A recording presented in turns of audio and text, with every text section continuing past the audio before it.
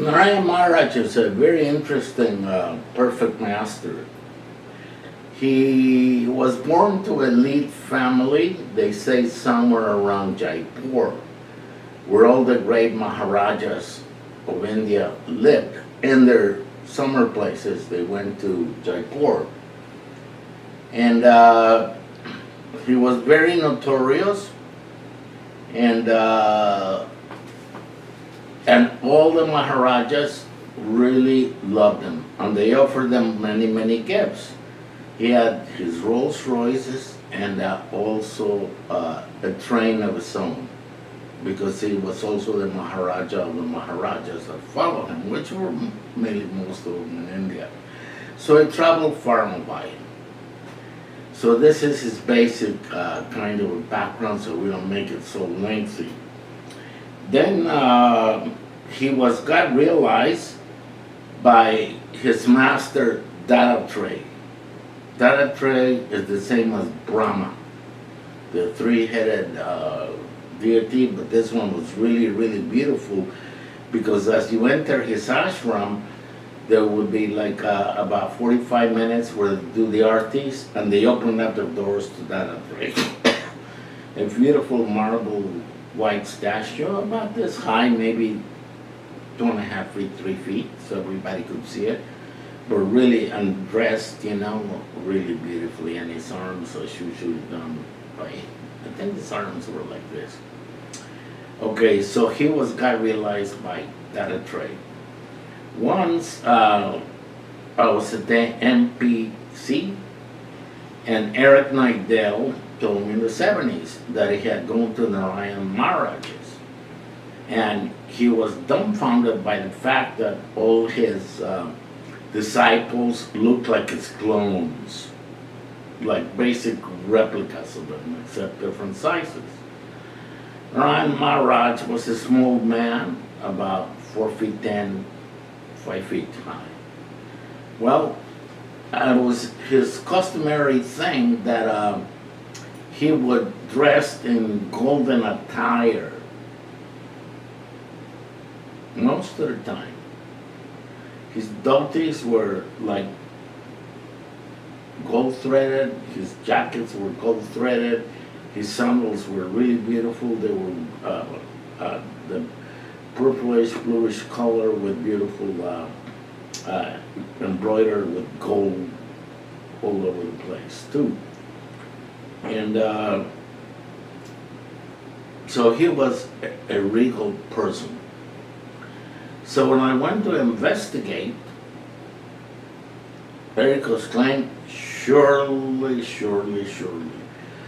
a lot of his Hindu followers, which were basically men, all of them were men, except for the servant parts. His palace was really a beautiful place. Before I get to the palace, I don't want to start skipping from story to story. Oh yeah, one time there was a big drought in Kedgam Bet. That was the name of his place, Kedgam Bet.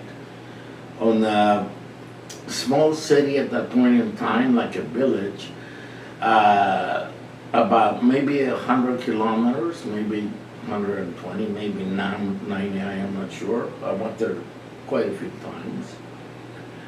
And he had a main well over by the office where he greeted people and all of that, right next to a main hall. This main hall would fit thousands and thousands and thousands. I got DVD on that if you want to take pictures of that later. And he sat right in front of the kitchen, which was a very large kitchen where the ladies, servants, and men were. They had heaps of vegetables, whatever. When these big gatherings that at the time would take about maybe 3-4 weeks, something like that. And all these heaps of food that were blessed by him. He had a little like a stone throne, but it wasn't a throne, where he would sit and he would bless all the food and let the people pass by for the food because they're feeding session. Right next to what is called the Great Hall, which consisted of one long hall about maybe 300 feet long. Then the other one like this on the other side, like a box, except for, his kitchens and all of that. Well, during the main drought, his water never went dry. So villagers from all Ketgon and other vicinities would come and take their water like they do from the well of Nangar. Some of them would bring their whole entire flocks. Some other ones just jumped in there because the well was filled to the top. And everybody was always satisfied. And his fame, because of that, started to grow. The only place accessible with water, okay? So let me see what's on the other page.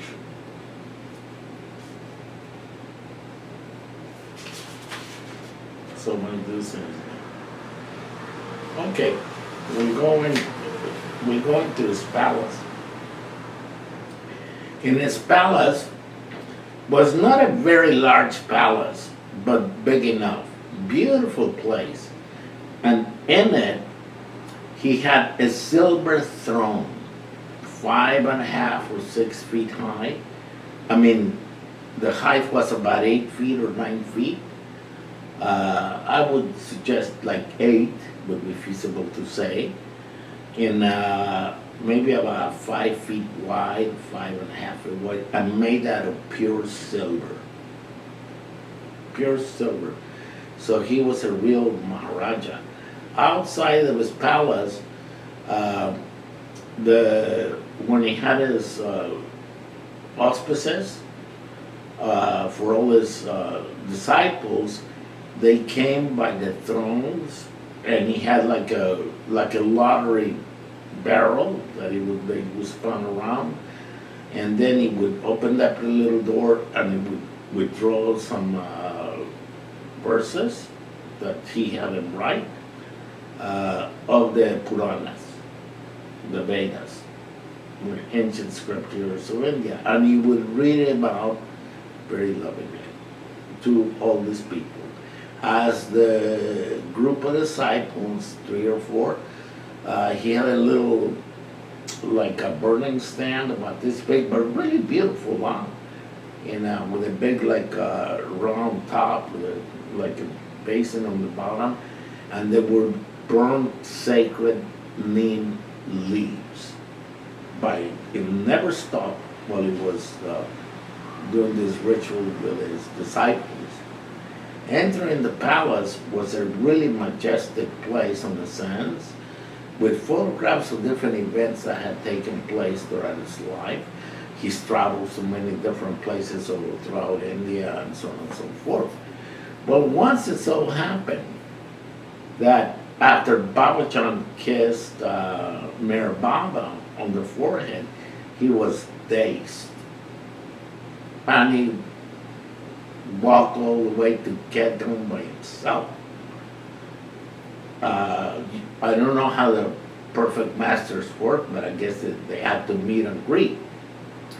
So when Merwan, before he was named Mayor Baba, came, Narayan Maharaj escorted them to his throne, and he himself placed them on the throne. I don't know what transpired between them, nobody knows that kind of stuff, but he had brought a large pitcher of orange juice because it was warm, and he offered that orange juice to drink. He didn't touch any of it. It was especially for marijuana. And then Baba, without saying much of anything, walked out of there and vanished into wherever he vanished. Now, in his inside his temple, there was a little statue of him maybe about 4 feet high, really nice decorated. But I presume that this was done separately, after he passed away. And whatever he had was like a velvet, bluish type of thing embroidered with silk. Not with silk, but like velvet, but embroidered with a swastika, which was a symbol, which means something quite different, like what they use in Germany. It's a spiritual sign in India that you see all over the place sometimes. Well, Hermes Whited had gone there in the early 70s. At that time, he also was living in Florida. So somehow, he didn't relate the story to me that I remember, but I know that he did. They offered them a pair of Tajuddin Baba's sandals, and he showed them to me, and they were really, really beautiful. And then, one day, since I went there quite a few times, mainly by myself, I don't think I went there with anybody else that I'm aware of. Maybe one time with a lady named Jean Collins. Yeah, she went there one time with me. From Nagar to there. And but I don't remember when, but they offered me as a gift from my getting to know them, chitty-chatting with them, especially with the secretary that had like the difference between Uncle Jude and Baba, because they were same statue. One of his teeth in here was protruding forward. That was the only difference.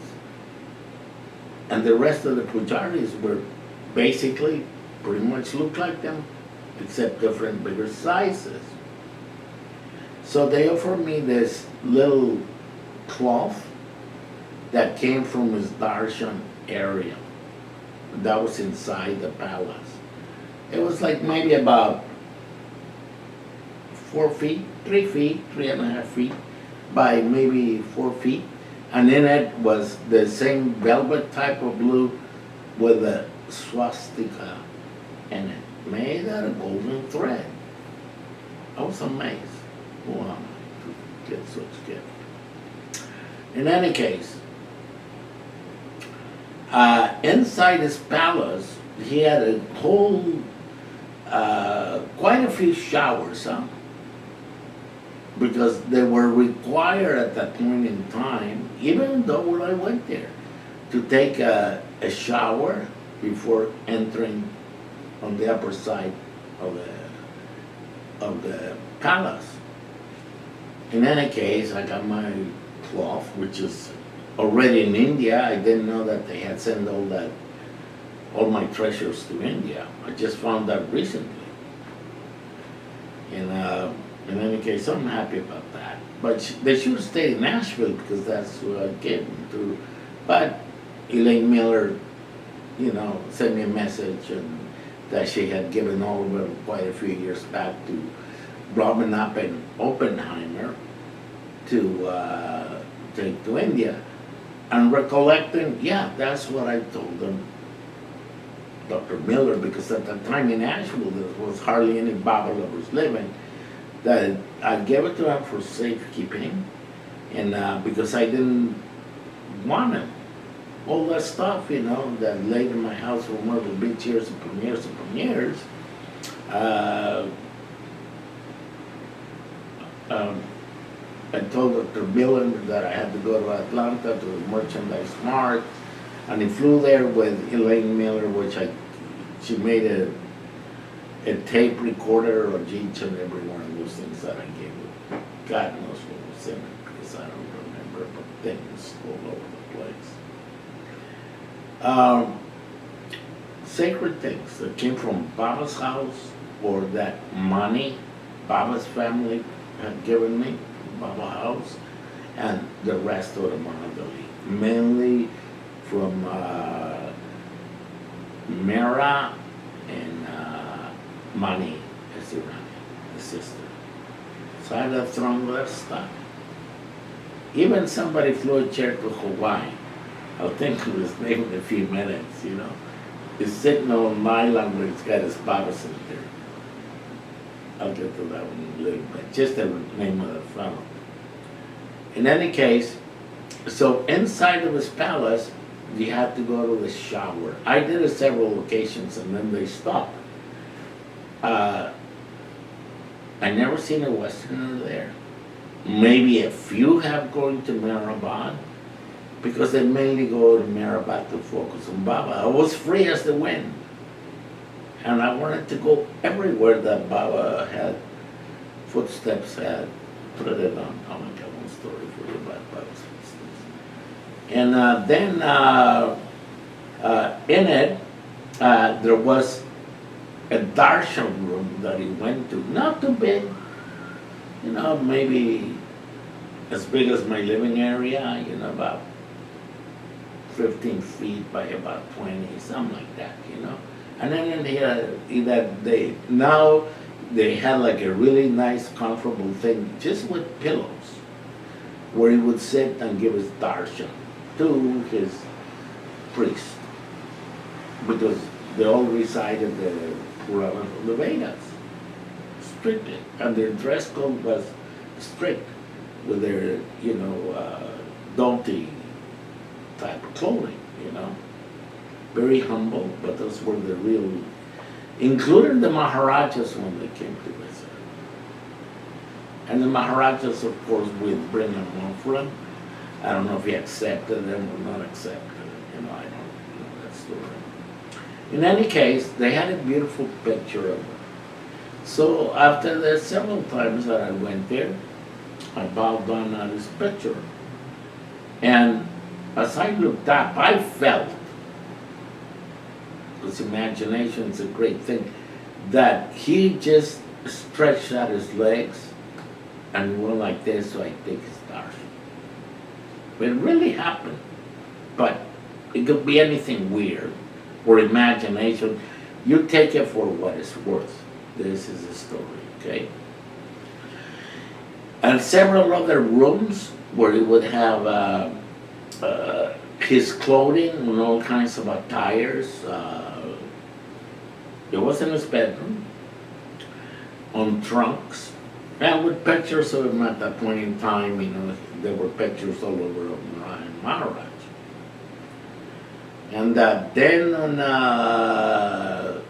after going through the several rooms, we went to his bedroom, which it was an honor for me to go to his bedroom. And it was a bed, maybe about 5.5 feet by 4 feet, not like a twin bed, maybe a little less lengthy, And in it was a beautiful tiger. They had all the silk things flowing down, and the top of it was this a big real skin of a tiger with a head and the claws at the end and all of that.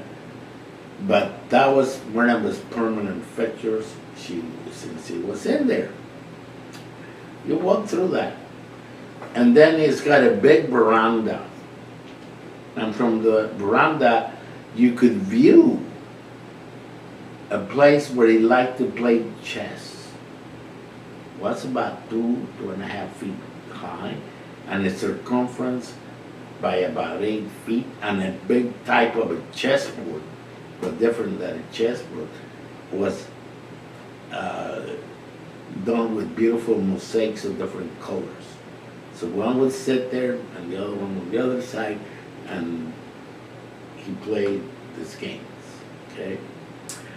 And of course, he never went out for the multitudes of people, but men could go out and visit if they wanted to, or visit in themselves when it was passing out darshans to the public. And like I said, the main hall was his place of eating food, which they cooked really nice stuff in there because everything was so fresh. And I went there when there were maybe 15, 20, 30 people, sometimes a few, and some of the few old people that had met Narayan Maharaj when he kept on bed and stuff like that. And you had like a feast of sabji, that means veggies, with your rice and the dal and a pure fresh glass of nice water, that was nice cold, but it was nice and cold. Well, and also from the veranda, you could view the whole entire place. Nothing but trees all over the place.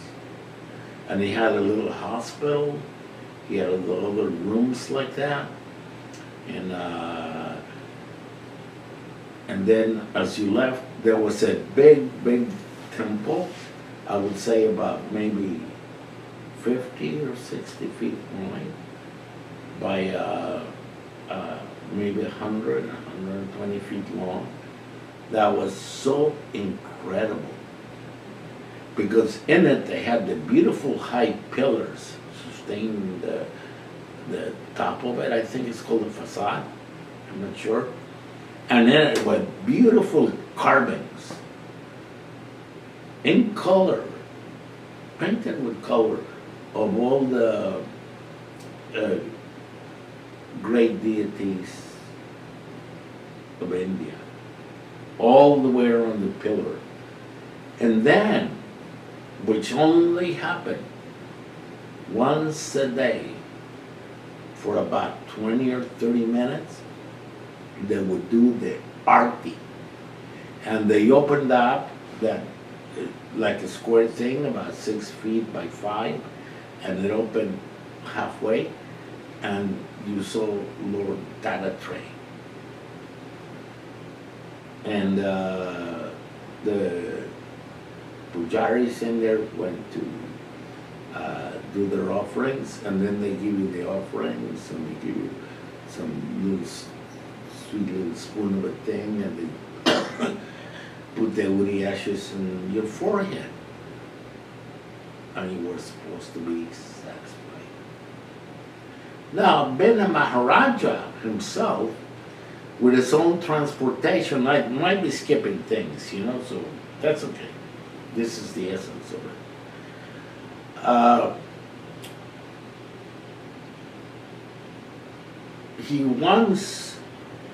He went to visit Meher Baba twice,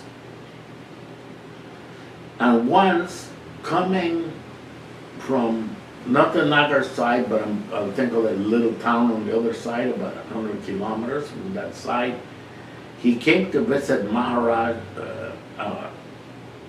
at the time it was known as Meher Baba, on his train. He didn't tell the conductor or engineer, whatever it's called, where he was going. The guy told him to take this, there's the big station, but I forgot the name of it now. And then I says, take this train and just go. But as he started getting close to Mehrabad, without Narya Maharaj, without saying anything to the engineer, the train slowed down on its own.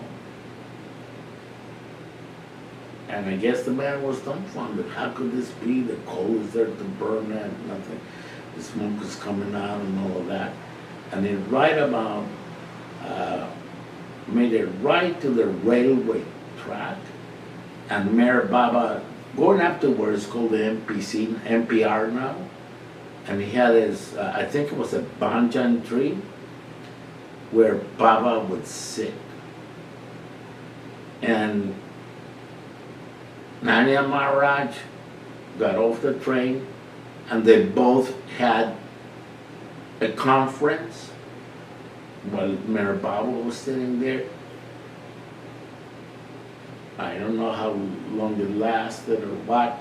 And then Narya Maharaj walked back to his train, and without telling anything to the conductor, the train just started going off.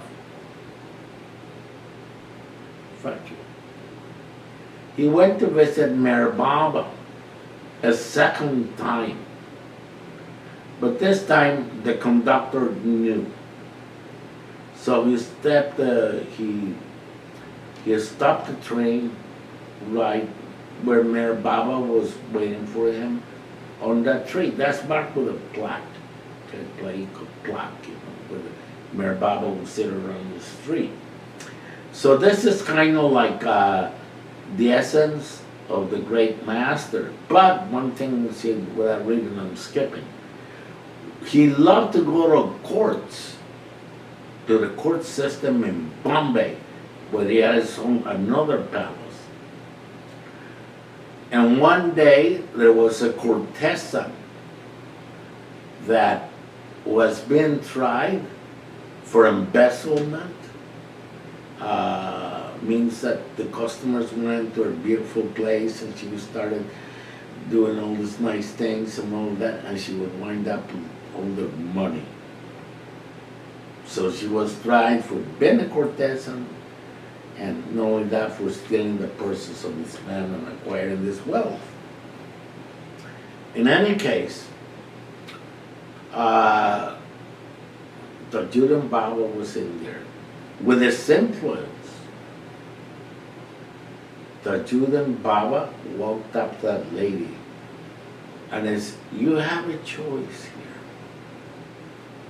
You can either get prosecuted by the court or I'll be stop it.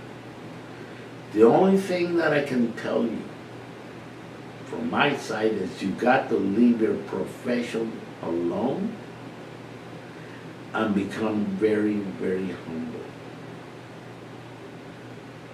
If you accept this agreement, you'll be free.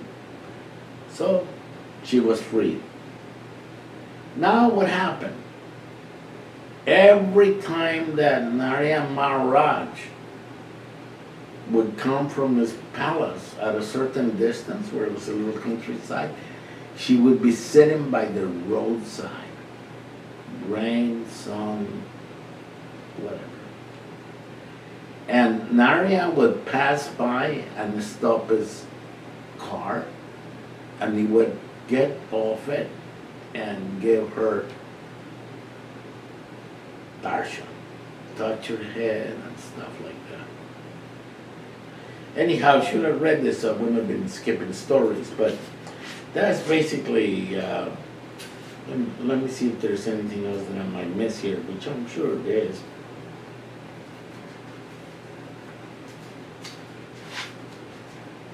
Too many pages, so it's okay. So that basically takes on Mr. Narayan Maharaj. Now we're going to go to a few very important stories that were told by Erich from time to time. When Mayor Baba was coming back from the new life, in his last days of the new life, he decided to walk all the way from Aurangabad, which is 120 kilometers or so, from the railway station to Imampur Mosque, and past Imampur Mosque, about 30 kilometers, was Mirasan. That old mosque in there, called Imampur Mosque, in the diary is Ramju Abdullah. There's a big picture of it in the front of the cover. Kind of a sunset type of picture with a big temple over it. So Baba decided to spend the night in there. It was an old, dilapidated Muslim temple that had been abandoned for hundreds of years.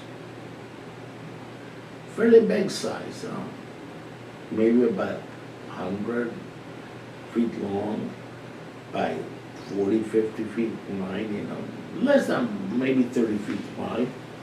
And outside was a dilapidated bathroom, latrine. And Baba told Erich to place his bedding inside, that he would spend the night inside, and the rest of the mandali could be at a distance so Baba couldn't hear their snores. And if Baba needed anything, Erich would be just right outside, and Baba would clap his hands. So at nighttime, Baba decided it was nighttime, late evening time when they arrived there, to just bed down for the night. He just was there for a few minutes and he heard this bird inside, doing his singing or whatever it is. And Baba was extremely annoyed, really annoyed. And he clapped for Erich. And Erich came running. And Erich told him, there's something in here disturbing me. There's a bird, and I cannot sleep with him making his tweets. Erich with a big torch looked, and sure enough, there was a bird in there. And Baba told him, throw him out. Erich obeyed Baba and went outside again. The doors could swing open because they're made out of wood, The rest of it was made out of concrete. But why Baba would hear this is because the inside, it was like echo chambers. Echo. Everything was amplified, great dimensions. That bothered Baba. Threw the bird out, Erich. Baba went to sleep. Then Baba gets up in the morning and he remembers that one of the conditions of the new life is not to show anger, not to do any actions that were against good actions. So Baba, in order to wash away his mood and his repentance, went outside. And in that small latrine, the Mandali had gathered already to have their tea or whatever, waiting for Baba first. So Baba told them about the event that transpired, and he says that I myself broke one of the conditions of the new life. So everybody has to spit on my face fiercely. So everybody spit it on Baba's face, and again, until there was no more saliva spit out of him. And then Baba says, grab your sandal and hit me as hard as you can, all over my back. And of course, some of the monks didn't want to hit Baba. How are you going to hit the Godman? So they tried to do it, and Baba just looked at him and says, do what I told you forcefully. And they beat the whole hell out of Meher Baba. After the beating to Baba, then Baba turned around with a big happy smile on his face that he had atoned, and they continued on to Marasa, where that was the end of the new life. And not far, 30 kilometers or so. I'm going to go into stories because I'm trying to cut down on the perfect masters because of Baba Jan. Okay, so next time I'm going to do Sai Baba and Yapasi Maharaj because they have close contact with Meher Baba. And then Baba Jan, but that's going to take a whole thing. So I'm trying to get two things, but I'm going to cut it down to one session. Stories. Same place. Baba was coming back from Aurangabad early one morning, last days of the new life, where they decided to walk down there, near Aurangabad. going towards Marathon, about 10 kilometers outside of it, maybe 5 or 6. Because I tried to figure that out one time, but I forgot my calculations by the kilometer. There was a cemetery, which was a Catholic cemetery. And Baba told Eric, stop the car. Remember, Baba was only traveling with a few companions, huh? Eric and a few others, not like a whole trunk of them. And he says, Eric, I've got some very important work to do here. Now, you stand by the gate and don't let anybody pass through. If you hear my calling, let them pass through. If not, calling means the clapping of his hands. If not, detain him. So, time passes by, Baba's doing his thing right behind a beautiful tomb dedicated to the royalty of the armed forces of Great Britain. Beautiful thing, about 15, all carved out of stone with a big plaque on it, and supposedly some grand general was buried there. I think so. In any case, Baba was behind it. So he comes, a funeral procession. And Eros just like goes, what can we tell him? How can I stop all these people with their grievances and the priest with a cross and all that stuff, tell him not to enter. So he runs over there as instructed by Mayor Baba and says, please hold it. Who is this man that's passed away? Oh, I'm so and so. Yes, the relatives here? Oh, perhaps I have seen him. Come on, tell me about him. I want to meet the relatives. And they started exchanging stories from the relative side, and this is Mr. So-and-so, and that. And he stops the whole procession for about 30 minutes, and he don't know what else to come up with. And then all of a sudden, bang, bang, Baba claps. And he says, well, thanks for all your greetings and information, so now you may proceed with the burial, and hopefully, he goes into a good life. And then the procession started. So Baba never revealed what he was doing there, that he said was some important work. But Mr. Shaligram Sharma, being my companion in those days, we had gone there quite a few times. And this is a funny incident.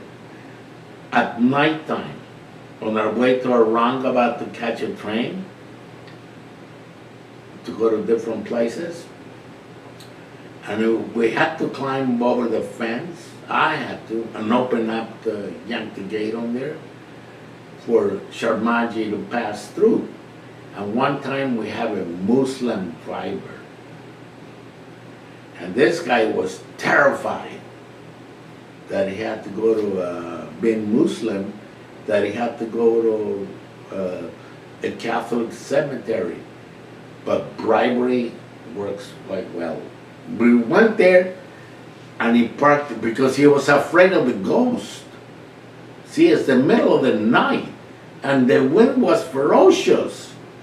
Those Indian winds, and everything was.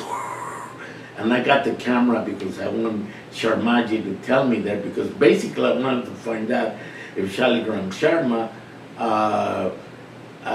was scared of the ghost. And he wasn't.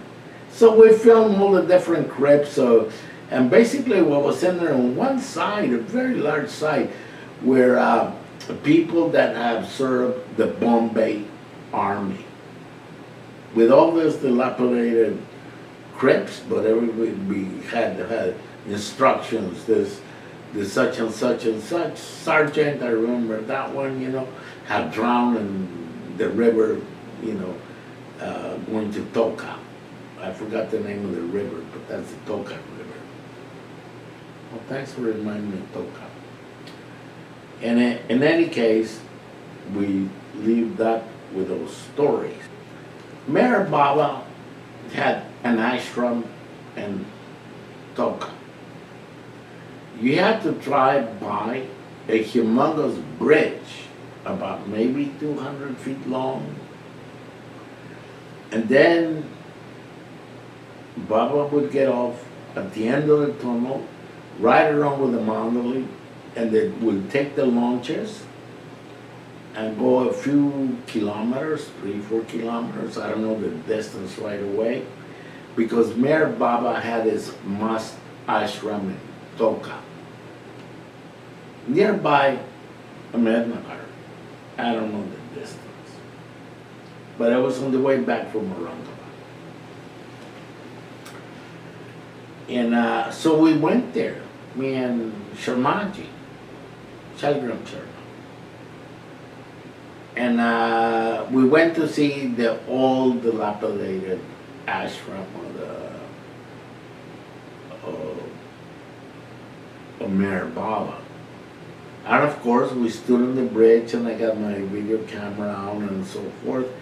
And then what you saw, like, were quite a few people that stopped their cars. There's nobody to tell you anything there, Or some people that came and parked on the side of the road of the bridge, and they went in there with their little with jars so they can take the sacred waters of that river, And there would also be funerals at that time and let the body float down to the river, which will wind up in the Narmada.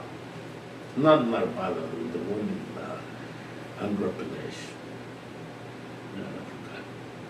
But it was pretty delightful to go there and see the ashram. Now there was a man that his name was Eruch. He was I think his name was Eruch. I'll say it correctly before this thing's over. That sometimes he would take us. He was the electrician that created the first dim lights or lights for Mehrabad. And their early pilgrims met him. He would take us to the different ashrams. And so we went to the mosque ashrams. I'll try to remember the names of them. But we'll go by where one of you, Pasni Maharaj, stayed.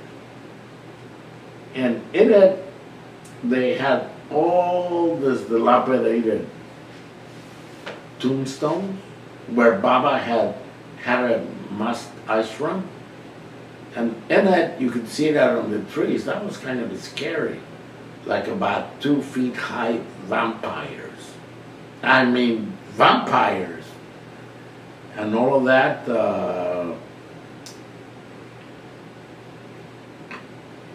So like that, we went to see quite a few of the different ashrams of where Baba always had his mosque ashrams. And in one of those ashrams, there was one of Baba's mandali. See, I'm just thinking of the stories without thinking of them before, because we got 20 minutes. Dr. Ghani. They were scarce in funds. It's a very good story because it's written down in that book, Ghani's book, and I think it's right on the story of Mayor Baba. And he says, Baba, why don't we get lottery tickets? Because I feel very, very excited because I have these reoccurrences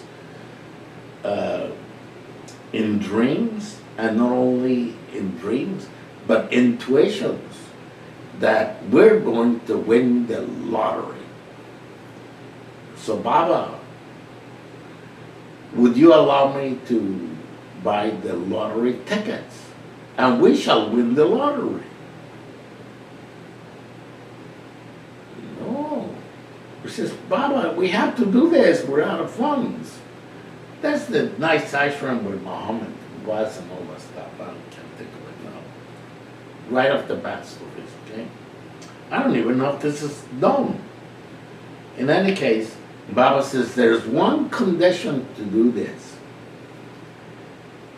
He says, you gotta drink milk and fast on milk only until we win the lottery. And then you shall be excused from the lottery. When we win the lottery. Well, this goes on for 30 days. 30 days. And Dr. Gunny, my God, he don't want to see milk again for the rest of his life because his body just smells like milk. Everywhere that he went, just the milk guy. You know? I think they, other Mandali started calling him the cow herd, you know? Because that was humor. And Baba says, he goes, Baba, you gotta do this. You know, I can't stand the milk anymore. You can change your order to something else. I can't take this. And the Mandalis are calling me cow herds and this and that. So Baba says, well, I can't do that. I don't know how long you're going to be. You heard this before? I says, I don't know how long you're going to be fasting on this. Please, Baba, please. There's one thing I can do. Put you in a coffin and bury you. And then you shall quit smelling the milk. More than likely, you're going to be buried alive. You are going to be buried alive. Do you agree?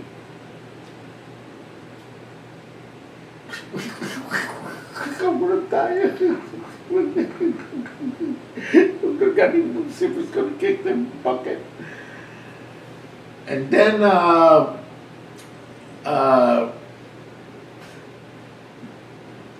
Erich and the other Mandali bring the coffin. And he doesn't know what to do. But he don't want to live anymore because all the fun the other people are making at him, and he never won the lottery, and he's all deceived by his own misconceptions and dreams and so on and so on. Bury me! So they put him on the casket and they buried him. And then he hears like a few shovels of dirt thrown in the coffin, and then Baba says, stop. Bring the coffin up. They bring the coffin up and says, take the nails out of the coffin. And Gani's so happy. And he says, Baba says to Dr. Ghani, the new Ghani is raising from the dead. So Ghani was happy. Real happy. Well, Dr. Ghani came from this place which is halfway in Bombay. I'll think of the name of it because it's a very popular resort. It used to be beautiful in the early days because the main highway wasn't built, and you can see all the way where you're having to your tea in one of the stalls, nothing but hundreds and hundreds of waterfalls during the monsoon. Huh? Lonabla, yes. And so he lived near Lonabla.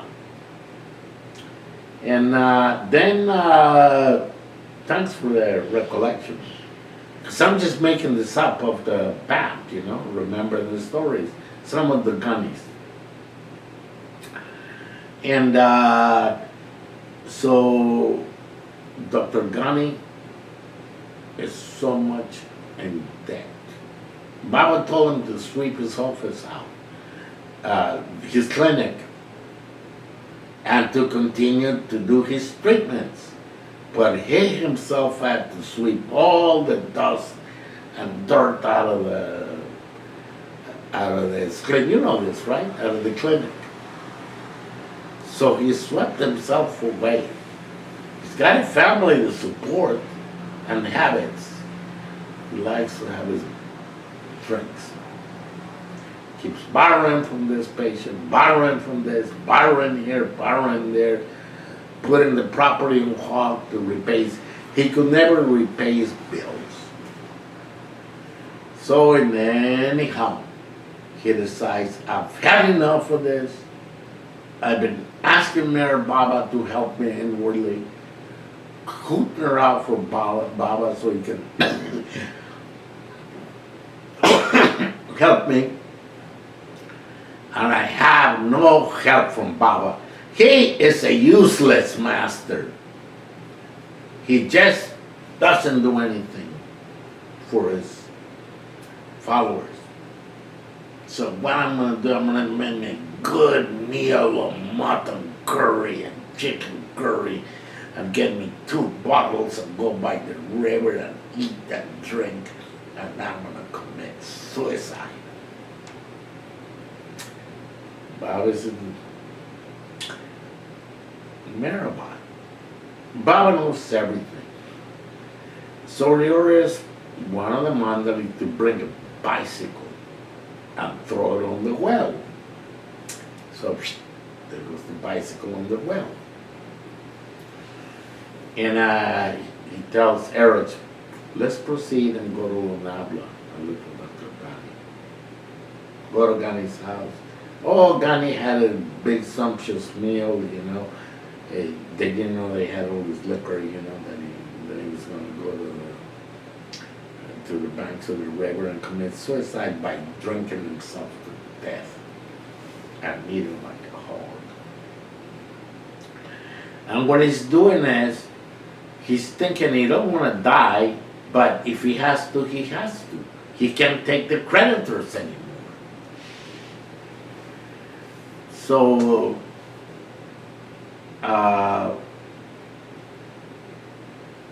he begins to ask Papa John, please help me, Papa John, please. Then you pass him Maharaj, please help me, pass him Maharaj. And then Nani Maharaj, please help me, and the rest of the masters, Sai Baba, please help me, and the other one, skipping whatnot. You pass him Maharaj, Tajuddin Baba, Tajuddin Baba, please help me, so on and so forth. No help. And he continues to do this, and he continues to do this, and he continues to do his reputation as he's pushing away. And Baba knows where Ghani is, so he goes to the banks of the river looking for him. And Ghani is just totally drunk as a skunk, and he feels that calling every perfect master and Mayor Baba useless, and nobody is helping him and all of that, and he just drinks himself and slowly begins to fade out. Drunk as a skunk, but he's never been that drunk in his life, and he thinks he's not dying. Passes out. Baba finds him right along with Erich. And Baba tells Erich, Baba says to me, says, put his head on top of my lap. And Baba's caressing Ghani. Then he tells Erich, go get some water and splash it on him. After that, Ghani becomes conscious.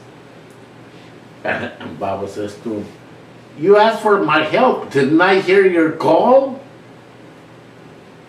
And then you're calling all these perfect masters, Baba Jan, Yupasi Mara. So I detain myself. How can I go and help you when you're asking Sai Baba to come? Is Sai Baba coming? Is Yupasi Maharaj coming? Is Narayan Maharaj coming? Is Baba Jan coming? Who's coming? You're keeping me from helping you because you've been doing this all along. So how can I help you, Gunny? And Gunny just repents the hell out of himself. And Baba tells Bandu to go pay his debts so he could be with